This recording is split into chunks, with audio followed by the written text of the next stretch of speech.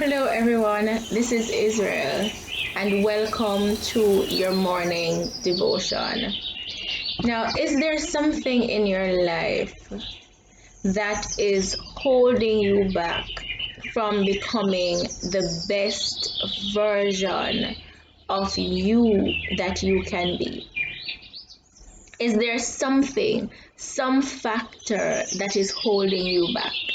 This morning, I would like to speak with you on the topic, let them go. Is there someone, a community, and a community does not have to be a physical community, that is stopping you from rising to your highest and best self?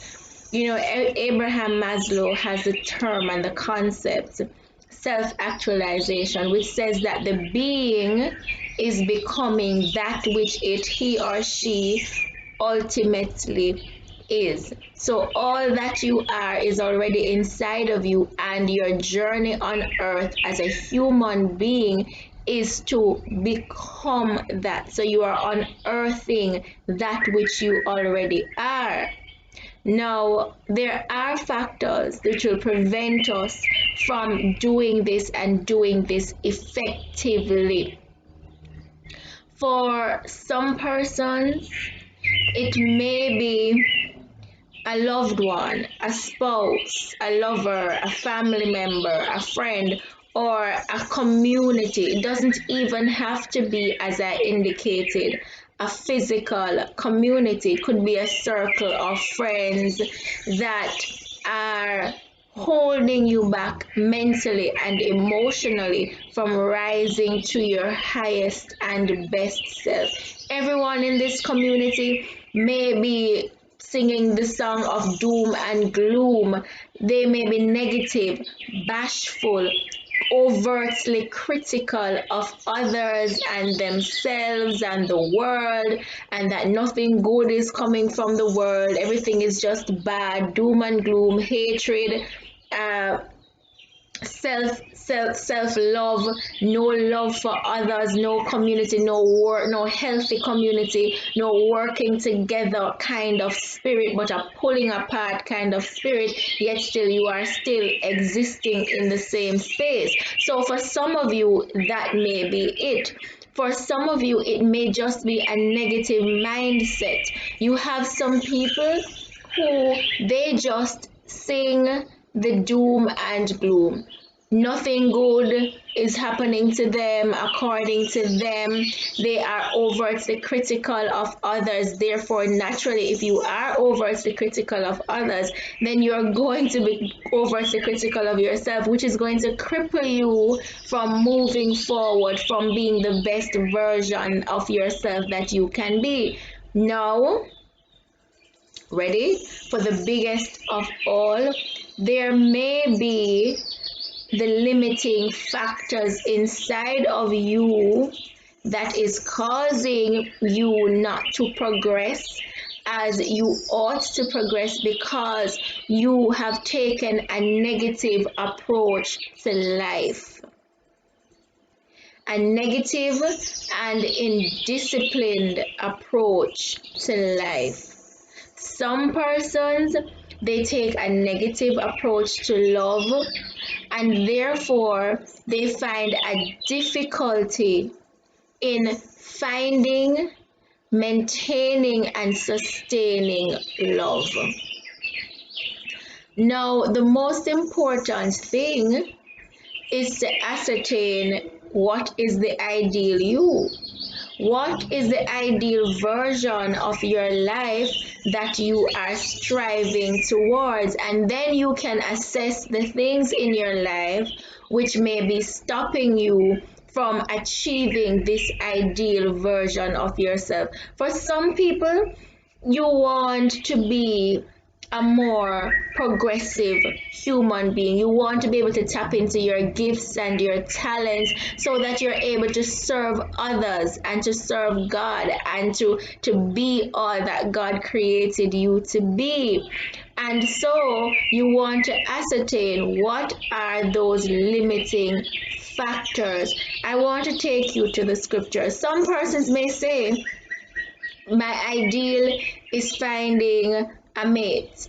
And some persons will say tall, dark, and handsome, or tall, beautiful, and dark, whatever the ideal may be. But your ideal ought not to be anchored on the superficial, because if you want an ideal family, an ideal mate, you have to be looking for deeper things.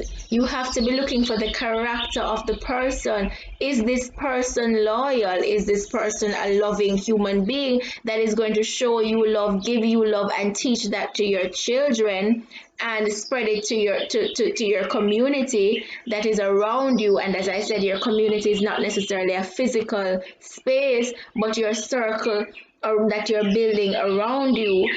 Is it something that is going to foster your growth and development? Is this someone that is going to push you, that is going to pump positivity in your life, that is going to stand and support you when you need it the most? So it has to be something deeper and greater than that. For some persons, the ideal is that they want a big house, the latest car, the latest gadget, the nicest clothes, but your ideal ought not to be anchored on the superficial. Your ideal must be anchored on things that are going to make you genuinely happy as a human being, because you can attain the house, you can attain the car, you can attain the nice clothes, but are you really happy? And what did you have to do to get those? You see, so it has to be anchored not on the superficial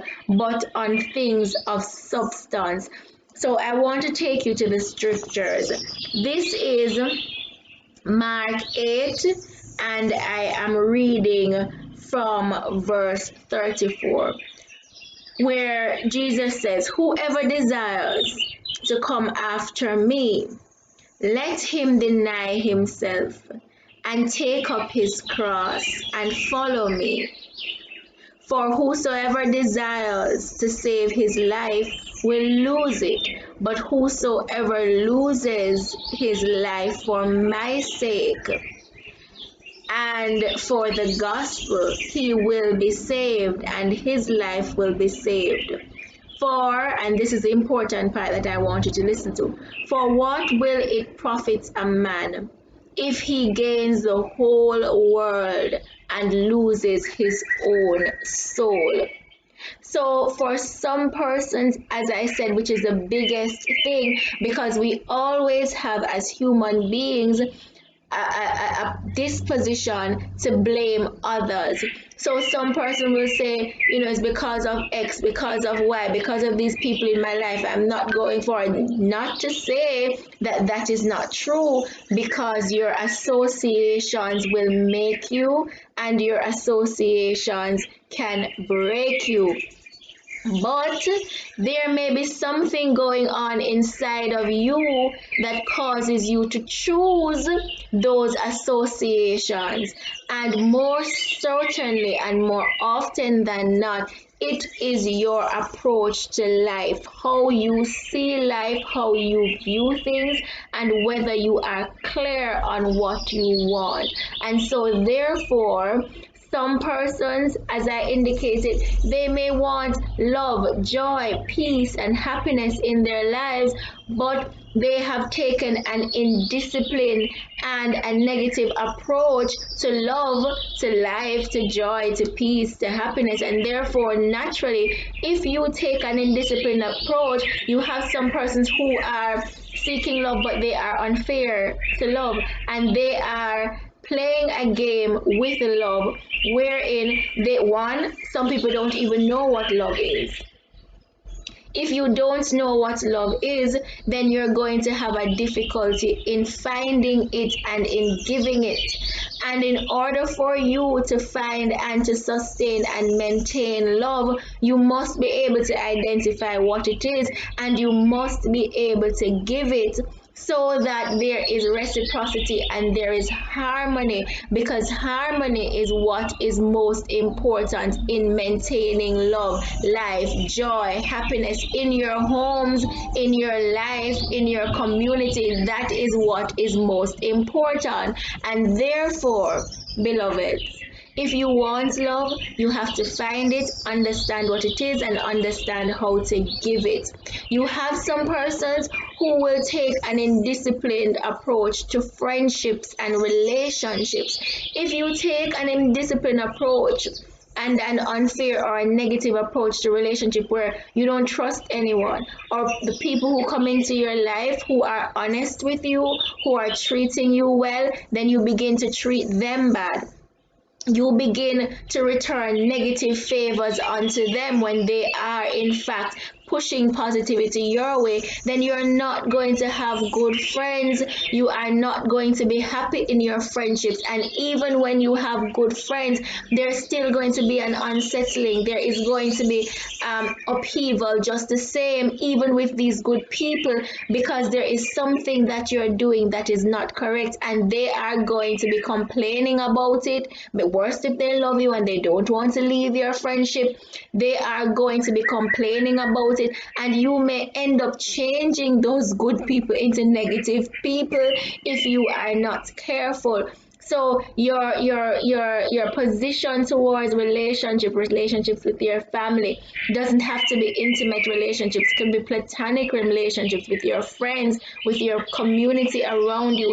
It must be healthy, and you must develop health in your mind so that you are able to project it onto others, so that you can have harmony and peace around you in your friendships, in your relationships, in your homes, and in your life, because it does not profit anything. It does not profit samifying or tricking someone just to get something. If you are going to be unhappy at the end of the day because you have tricked everyone, you have hurt everyone, and as the law is, whatever you put out there, whatever you do unto others, automatically you have ensured that it's going to come back to you. So if you want harmony in your life, you have to begin to strike a harmonious balance in yourself, in your surroundings, and with others. And one of the greatest way to do that is to strike an harmonious balance with God. Find the source that created you, the source of all wisdom, all knowledge, and all understanding. Because the fact is, we're different as human beings, and you want wisdom, knowledge, and understanding to be able to deal with people, because we're human beings, we have different emotions, different, we're cultured in different ways, and so to strike harmony and balance, you have to know how to be able to deal with each person in your surrounding so that you're able to strike harmony. Now, for others, it may be that you're taking an indisciplined approach to your health. You want to be healthy mentally, emotionally, spiritually, and physically, but you're taking an indisciplined approach. You don't watch what you put in your mind. You don't watch the things that you're watching on social media, on television. You don't watch the things that you are researching and that you're feeding yourself. You don't watch the things that you're reading. You don't watch the conversation that you're having to ensure that all that you're putting in your mind, in your brain, in your body, in your spirit are positive things. And also, you want to be healthy physically, but you are not conscious. You put anything you want to put in your body, you eat anything, you just drink everything, toxic things you're putting in your body, but yet still you want to be healthy, and therefore you may be taking an indisciplined and a negative approach to your health. And so the Spirit of God is saying to you today, whatever it is that is holding you back. Financially, you have some people who have taken an indisciplined approach to their finances. where they are not living within their means. You must begin to live within your means. If it means that you need to upgrade yourself, very well, upgrade yourself. If you need to go back to school, go back to school so your earning potential can be increased and you can choose any job that you want to, and you can manage yourself, or you can start your own business and learn how to manage your finances, how to save, how to organize your life. Some people will spend their money on all things that are not important.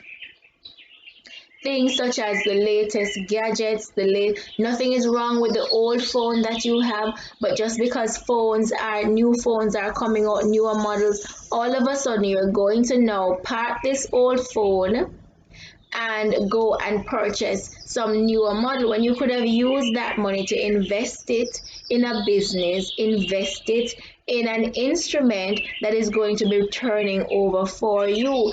And so it is a matter of how you organize and prioritize your life. And so therefore the Spirit of God is saying to you today to be out of mental and emotional distress and dis-ease, because some people, your physical illnesses are being caused by your mental dis-ease, and therefore the Spirit of God is saying, free yourselves today. Let go. Go after the things of God first. Seek ye first the kingdom of God and its righteousness, because the Spirit of God will teach you what is important in this life to work yourself up over and what is not. What you can do to improve yourself, which is going to be necessary and beneficial to you and others, and what you don't need to do. Not everything that society tells us we need to do, we actually need to do. And so, therefore, the onus is on you. And the Spirit of God is saying today, let them go. And so, today, I wish for you love, and that you will let every limiting factor, everything that is placing a hold on your future and your destiny, I pray that you will release it. Let them go. Begin a new slate, start a new leaf and a new life. And so I wish you peace, joy, and happiness.